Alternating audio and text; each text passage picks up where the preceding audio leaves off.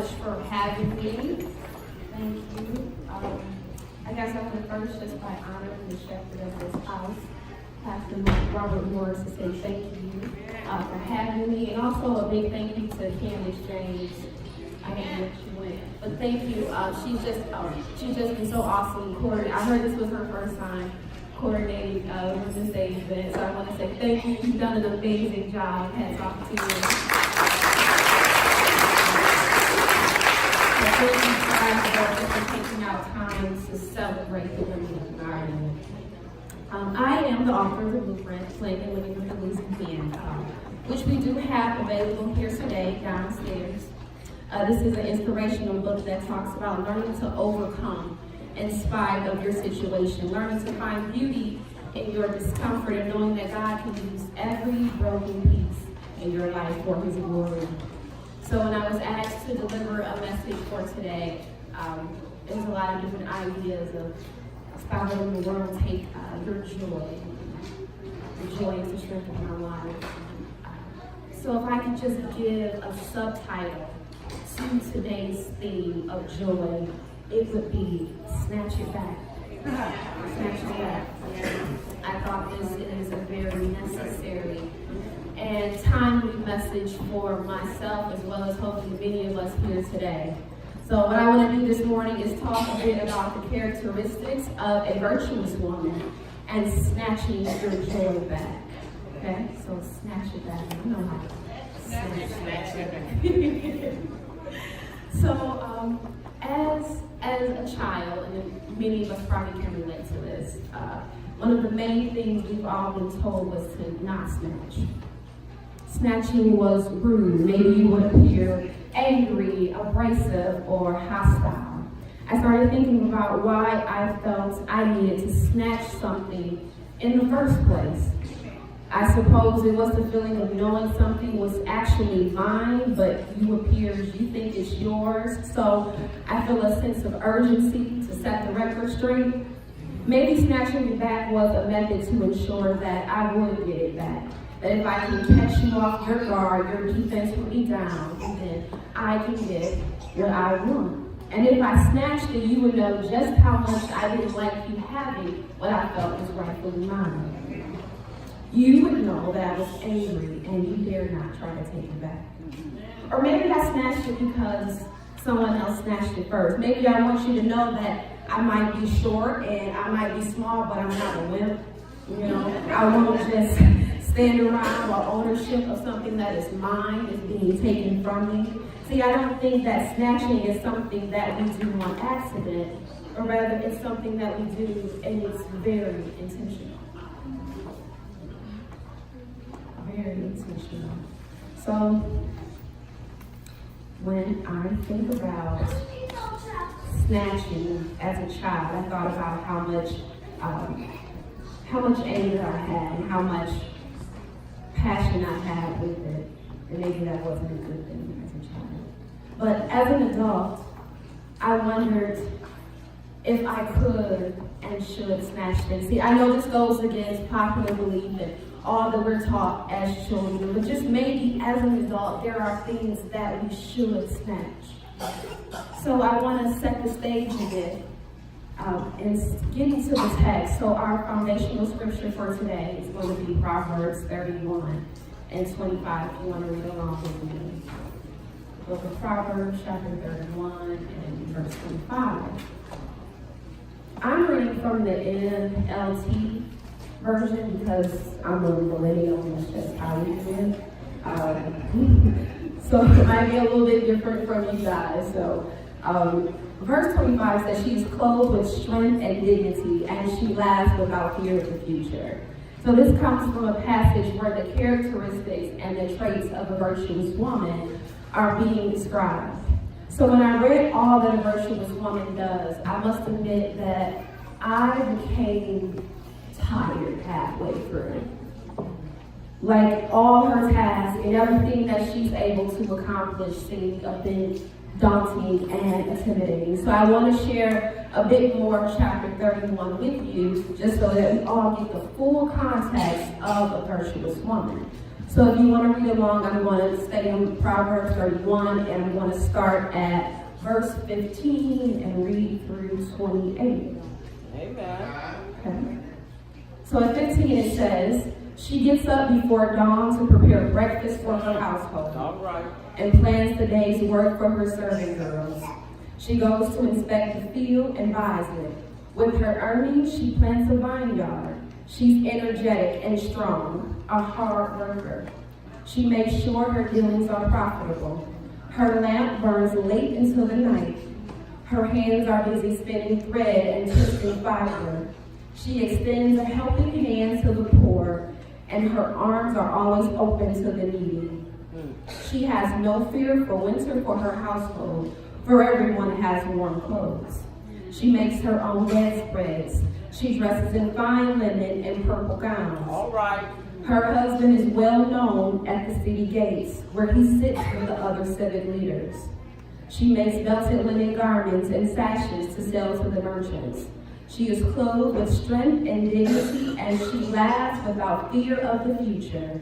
When she speaks, her words are wise, and she gives instructions with kindness. She carefully watches everything in her household, and she suffers nothing from laziness. Her children stand and bless her, and her husband praises her. All right.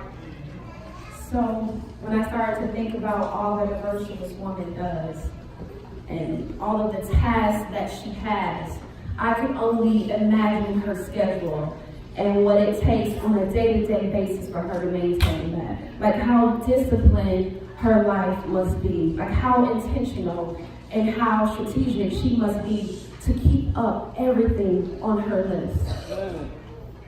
She is a homemaker, a businesswoman, a nurturer, a creator, an investor, a humanitarian. She's educated, she's a designer. She's strong and fearless, kind and respected. It seems as if she does it all. She's literally like every woman. Right? With all these tasks, it seems impossible for her to excel the way she does and to have worry, uncertainty, and fear in her life. It appears the virtuous woman did not sit around and wait for things to happen and wait for opportunities to come to her, but rather she went out and perhaps she snatched her opportunities, and she snatched the things that were right for her. I'm sure that operating on the level that she did and maintaining everyone and keeping her businesses together and the children together and her finances together, that there will also be moments where she would have to snatch her joy as well. All right. So being a virtuous woman means that you are attached to a specific lineage. We are the king's daughter, so you wear a specific crown on your head. A specific crown meaning that each one of our issues are different. From crown to crown, what you're up against and your problems and your concerns, your insecurities is different from crown to crown. But nonetheless, I believe God can meet us where we are. He meets our own unique needs. See, you have a different struggle than most people because of the crown that you wear. All right.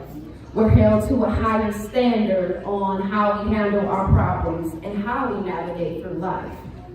What you can produce, it can only be produced by you, and how you produce it, it can only be produced by you. So you are a king's daughter, so much is given to you. So much will be required of you, whether you feel like it or not, or whether you see it or not, much is given to you. Whether you believe it or not, much is given to you. So for those whom much is given, much is required. Much is required. It's also a requirement that you become a fighter. With being a fighter, that's just one of those things that being a virtuous woman, they go hand in hand. So we often celebrate survivors, as we should. But sometimes I think of a survivor as a person who overcame a battle or struggle. They made it out on this other side as if it was a one-time battle. I see a virtuous woman not being just the one-time victor, but rather being a reoccurring fighter.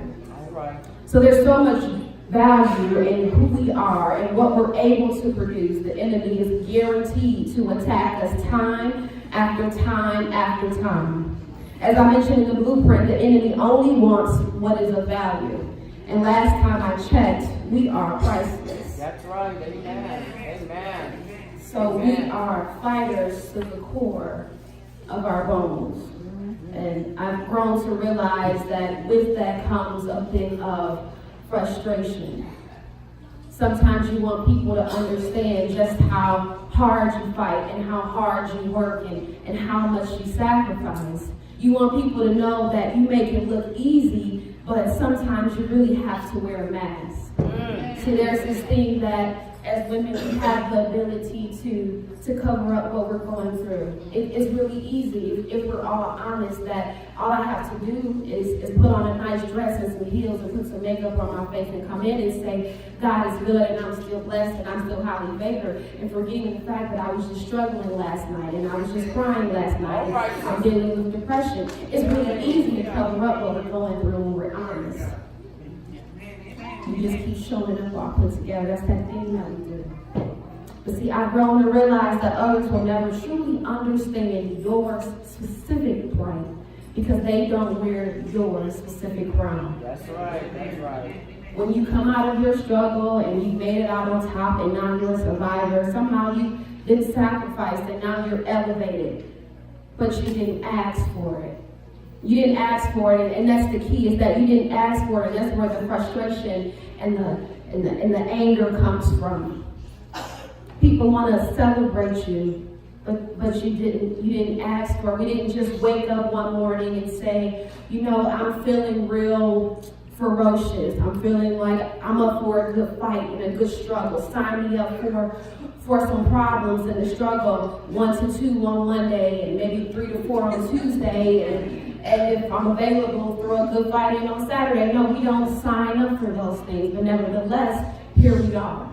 And nevertheless, we get brought out of it. And nevertheless, there's always a provision for us. See, that's the beauty of being a king's daughter. There's always provision for us. Right. Whether you believe it or not, and whether you see it or not, and whether you feel it or not, there is always provision for us. We have to get to a point where we understand that we are different. Because you are the king's daughter, you wear a crown. So being a fighter is not an option. Being a fighter is a requirement. God is not trying to pull something out of you that he didn't put inside of you. So you must change the way that you see yourself. You must change the way that you see your situation. You have to fix your attitude because you are required not to fall by the wayside. Because much is given to you, much is going to be required. And pray never faint is what I'm trying to say. You can't afford to fall. You can't afford to. But nevertheless, I don't want to shortchange what you're going through. All right. Because I know what your struggle is. I need to know each and every one of your individual problems and your individual struggles, because I live in this world too, and I know what it feels like, and I know what you're up against. Sometimes I feel like people maybe take us for granted.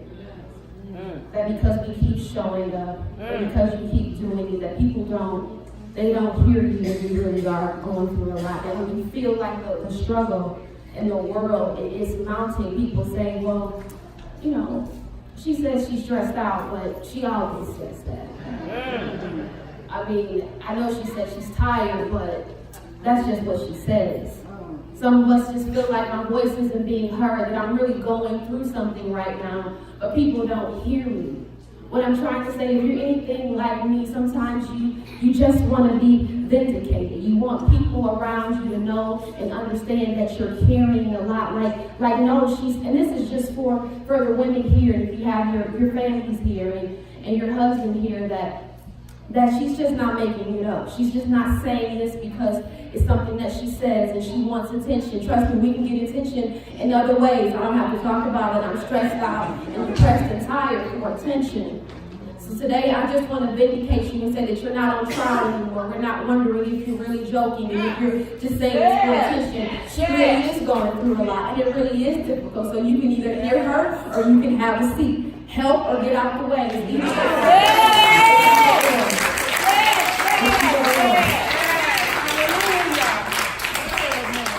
So the task of a virtuous woman may be daunting, but we're made for it. We are fearfully and wonderfully made on purpose and for a reason. The task of a virtuous woman and the demands the world have on you will require you to hustle a little differently than everyone else. It will require you to make plans and be strategic about your plans. So you can't afford to be random and be confused or be scared. I know that it's hard, but you're going to have to remember who you are, remember your identity, remember your lineage. You can't afford to go with the herd. So it's imperative that we be strategic about our plans, because while we're balancing life, we must be sure not to lose sight of our joy. You can't let the weight of the world and your responsibilities diminish your joy. You're going to have to work a little differently than everyone else.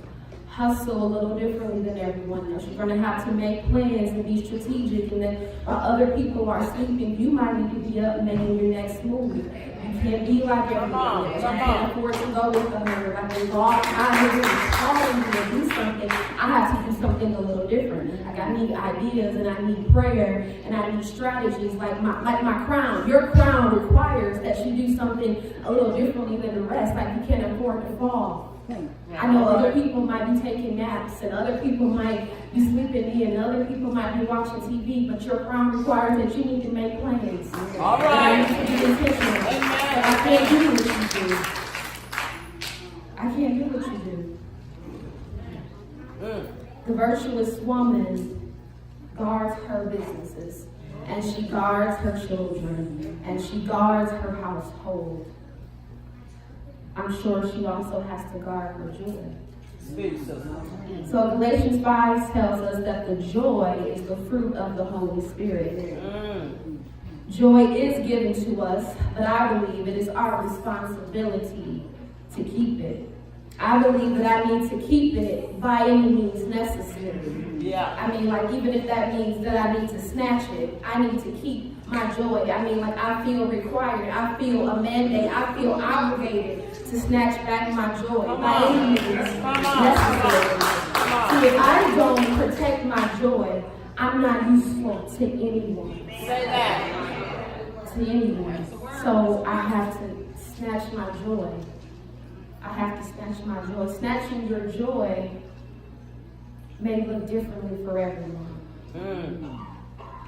Because all of us have needs and unique problems. It may be different. I don't know. But snatching your joy could mean that there may be people that you can't talk to, and places you can't go, and conversations you can't entertain, and thoughts that you can't feed. Snatching your joy might mean that you need to learn to say no.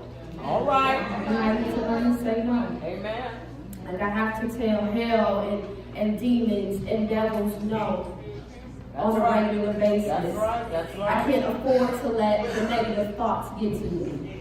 I have too much on the line. I can't afford to have anything that's not prospering me have a seat at my table. That's right. Maybe the tricks and the games might have worked on other people, but I can't afford to let them work on me. That's right. So I have to tell demons and devils no on a regular basis and remind them that I am the one. You know how we tend to say, like, I'm not the one and not today. Y'all know how y'all do about that. Right? But I feel like maybe there's a time where we need to, like, change our mind. That when we say we're not the one, like, maybe like now we need to say that I am the one, and that today is the day. Like, I am the one to remind you that you have no power over me. That you are powerless, and that you're weak, and that you're ineffective, and that you're not welcome. Maybe I need to remind myself and remind the devil of when he was defeated. All right. Reminders that you were first defeated in the wilderness, and then you were next defeated on the cross. All right. So when I remind myself, I'm reminded that you get no say-so, and you get no vote, you get no contribution, you're powerless, and you're ineffective, and you're weak. So if I have to tell demons and devils no on a regular basis, because I'm trying to protect my joy. That's right. Why would people be any different? Why would people be any different? You can't be afraid to tell people no when you're trying to protect your joy. So when I'm trying to protect my joy, I might need to deliver that no to people in a form of a blockage. A blockage. I know that we most commonly hear that word in a medical context, but today I think it describes so perfectly what we need to create between ourselves and the thing that serves us no purpose. That's right. So when you define blockage, blockage is an obstruction which makes movement or flow difficult or impossible. So when I'm trying to preserve my joy, I must create a barrier. That barrier is the blockage. I might need to create a barrier between me and the thing that does not serve my purpose. That's right. That's right. This block that I need to create, it may say things like, block, no, you can't walk in and out of my life whenever you think it's convenient for you. All right. Block, you can't talk to me any way that you feel you want to talk to me and think that we're still cool. Block says that no, you can't bring your negativity and your bad habits to my doorstep because you have All right. Block because I'm looking out for my spirit. I'm looking out for my spirit. Block is because I know that I can't let everyone have access to me. That's Everyone right. is not my friend. I'm a friendly person, but everyone is not my friend. Everyone does not have my best interest in mind. They might have their best interest in mind at my expense.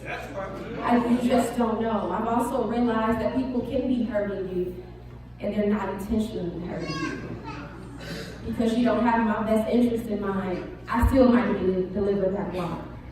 You can still be hurting me. Like block it's a real thing. It's a real feature. Like when I say block, what am I referring to? I'm referring to block like we're in 2019. We have cell phones and all of our devices. And so when you go on your phone calls and you have social media, block is a real thing that you can do. You know, you go under your settings and you go under your privacy. Like everyone can have access to you. Like it's okay. You know, block. I can block you. I'll find some new friends. It's okay. Block. It's okay. I'll find people who want to speak life and speak purpose over me. Block. It's all good. It's no shame. I'm just protecting my joy. All right. Block is like when you got your phone out and you're scrolling through. Like, can we just practice that? So when you go home, you can say that Annette taught me some practical skills. This is your phone. Put your hand out, right? This is your phone. You go through and you scroll and block. It's just that simple. Just one button. Block. It's a real feature, and I suggest that we all use it.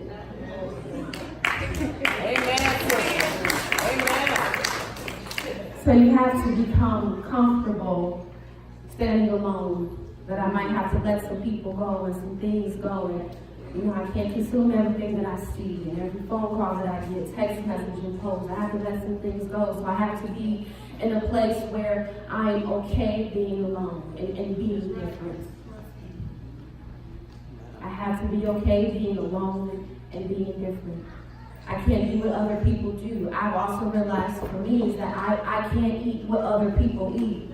My health is on the line. Like if my health fails me, I'm not useful to anyone. Not myself, not my husband, not our dreams, not our community.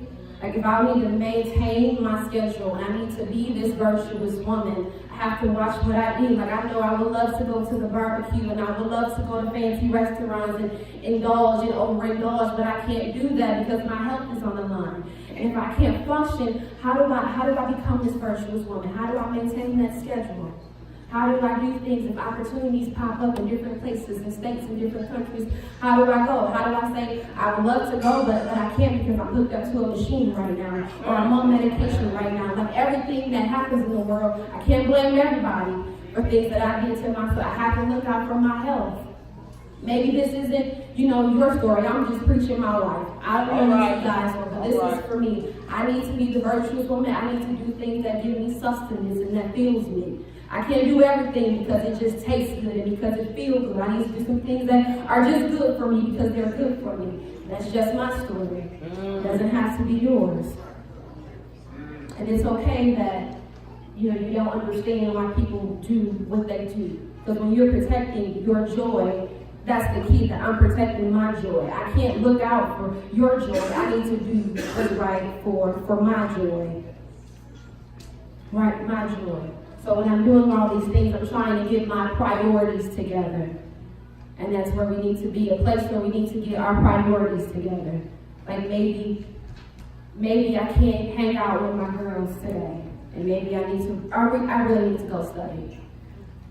Maybe I can't gossip. This phone call might be gossip, or I can be on the phone call where I'm actually networking with people for my next opportunity. I could go out and go shopping and blow all my money, or I could be out there investing. All right. I could go out here and follow my friends, or I could go and follow God. When I start following my friends start feeding my negativity, and they start feeding my insecurities. They start making me be this version of myself that I don't want to be. But somehow when I start following God, I start getting purpose, and I start getting calling, and I start feeling home. Like I wanted to be with you guys, but somehow I'm with you and I feel alone. And when I'm over here, when I really am physically alone with God, I feel whole, and I don't feel like I'm missing anything. Come on.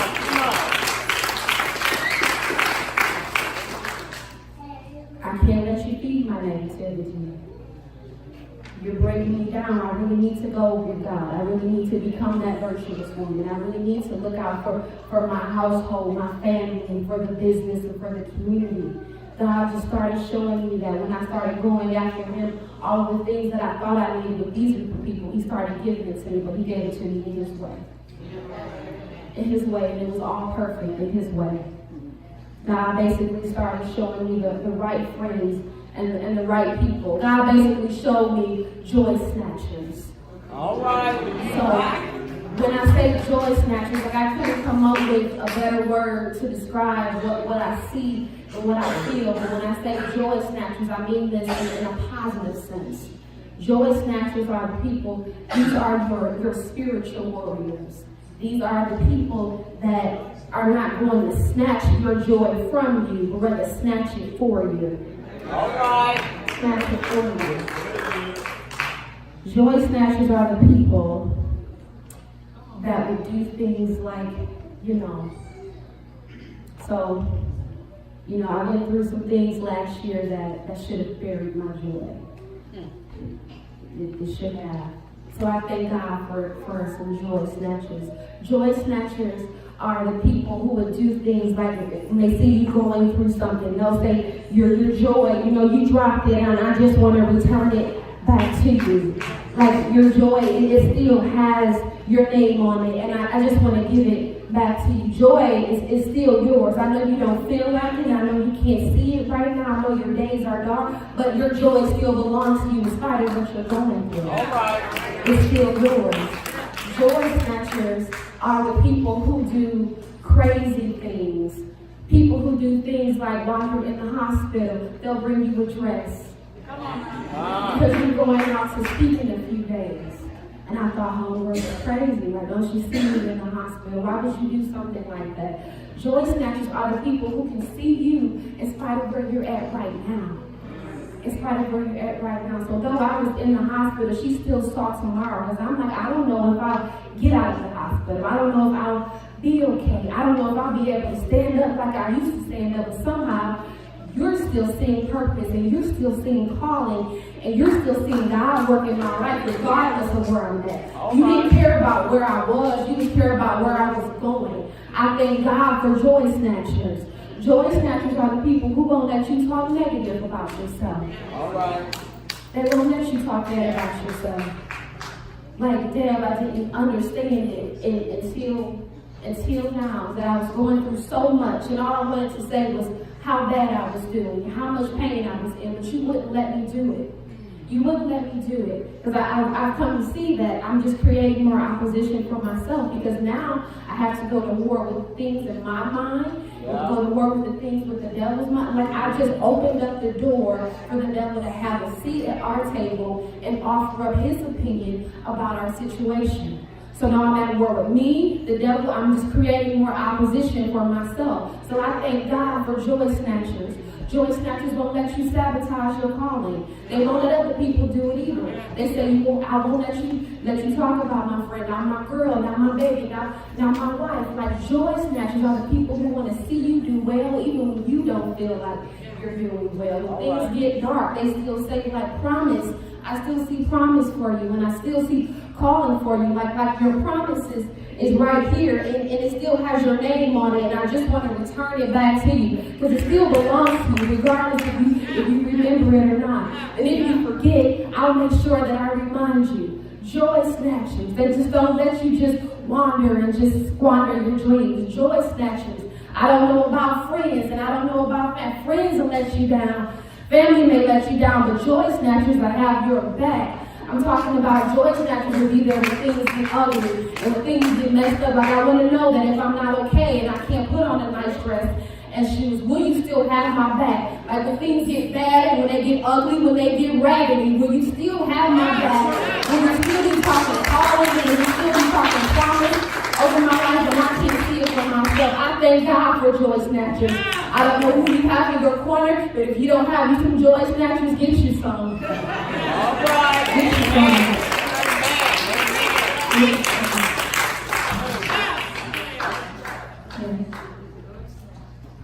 Joy snatchers.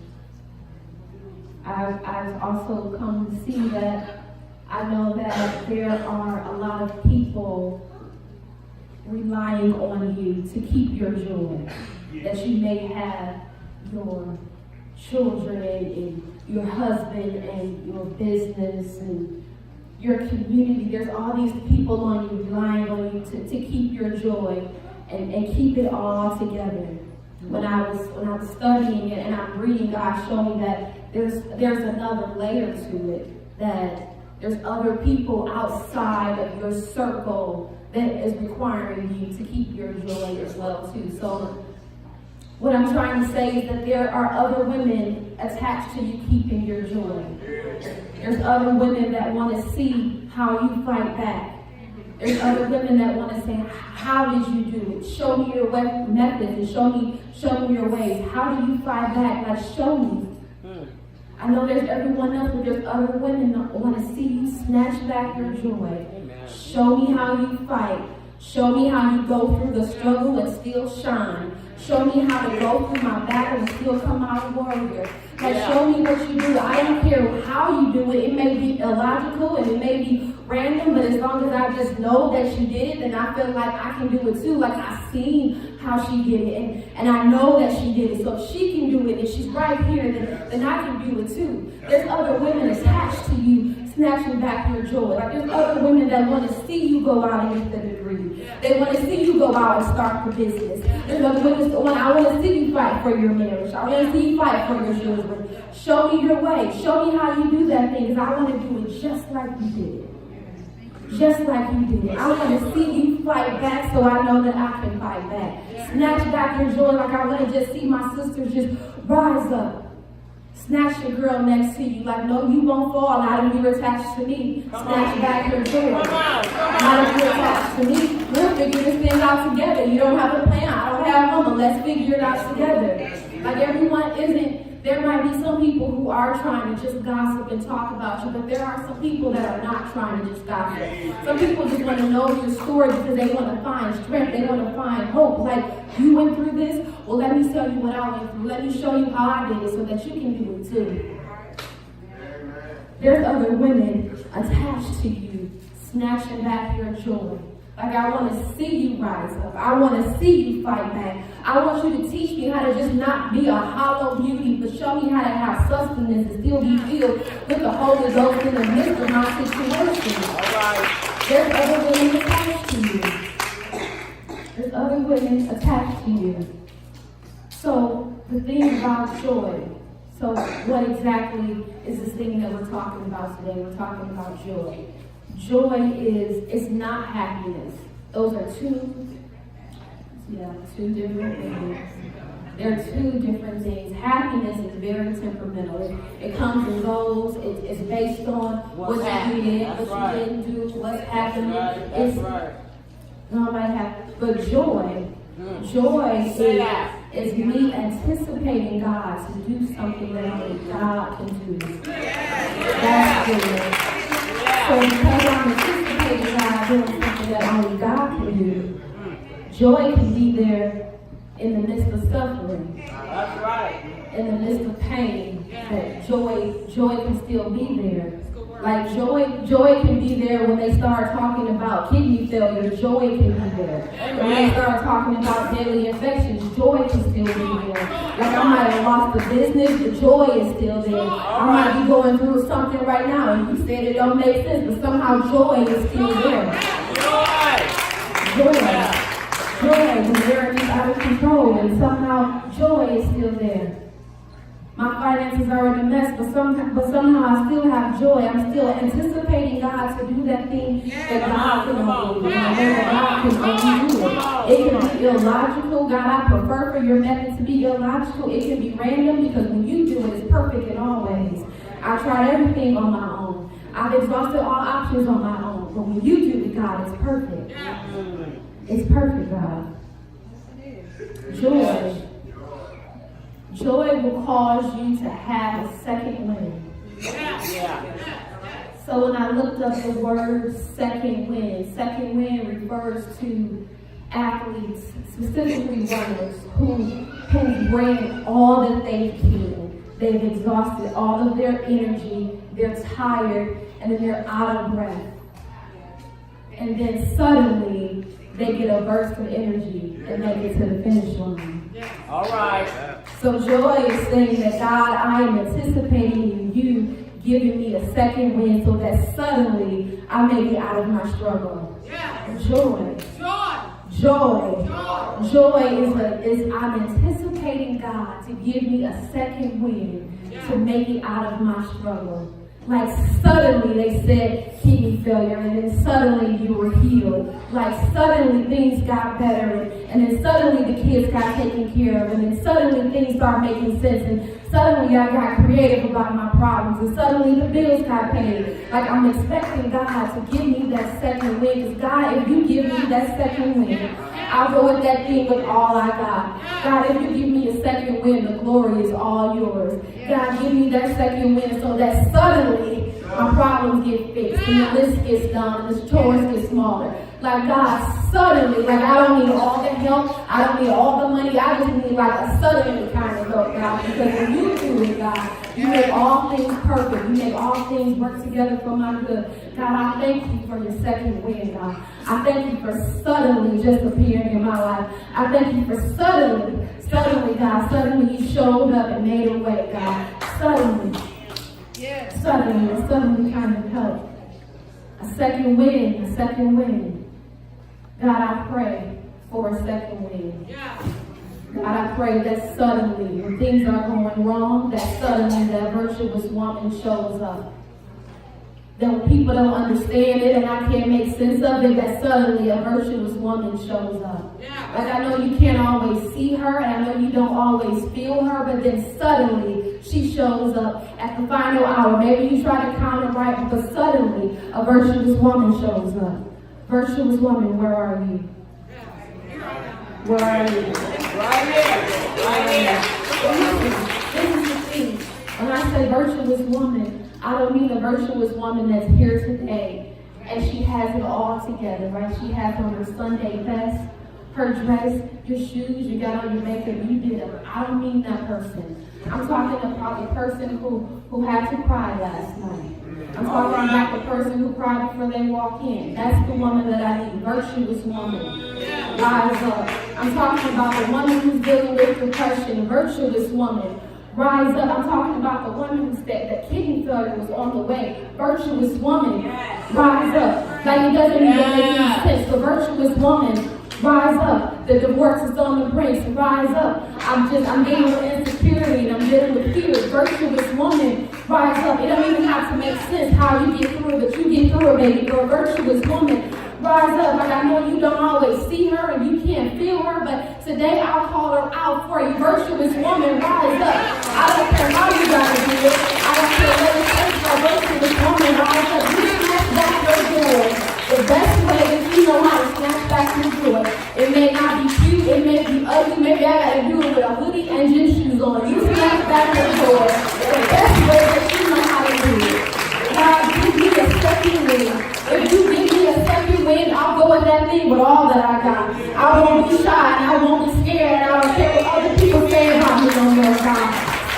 man says, I hear you. You get up and give you all the glory. Regardless, what they don't be talking about, they got the worst thing to do is talk about it. I've been talking about it, don't matter, I'm still here. Virtuous woman, rise up. You may not see her, you can't feel her, but I'm seeing her for her. I'm seeing you for her. I'm calling her out for the virtuous woman. Rise up. She's still on the down inside of you. She's still inside of you. Call her out. Call her out. I know it don't make sense, and God, it don't have to make sense. I'm past everything making sense and lining up, God. You can do whatever you need to do, God. You can do that thing that eyes haven't seen and ears haven't heard. I'm okay with that, God. Do that thing. Virtuous woman, rise up. God, give me that second wind, God. God, if you give me that second wind, I'll get fighting power, God. God, if you give me that second wind, I'll get combat power, God. If you give me that second wind, I'll get staying power, God. Second wind, God. And suddenly I got back up, and suddenly they don't know how I got here. Suddenly they couldn't even find it in the books, and it didn't even show up on Google, but somehow suddenly God just showed up. God, do that thing that you do. God, do that thing that you do. Virtuous woman, she's found on the inside of you. It's going to require you protecting and preserving your joy to see that virtuous woman grow up. Where is she? Where is she? I don't want you to clap for me. I want you to clap for yourself because you just said, virtuous woman, I'm calling you out. Clap for yourself. This virtuous woman is bringing you out today.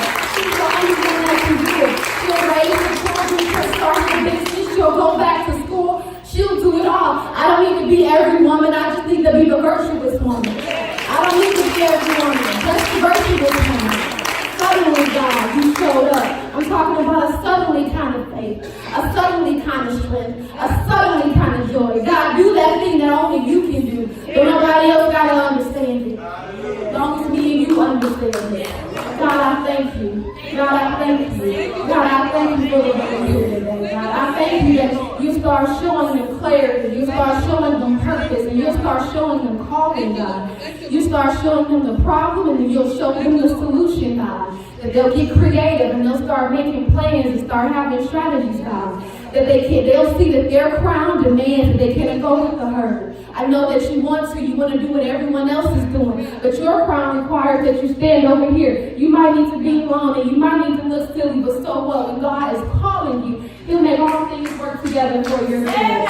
All things work together for your good. And it might seem illogical, it might seem random because that wasn't my plan, but when God do it, God is illogical and it's so perfect. It's so perfect.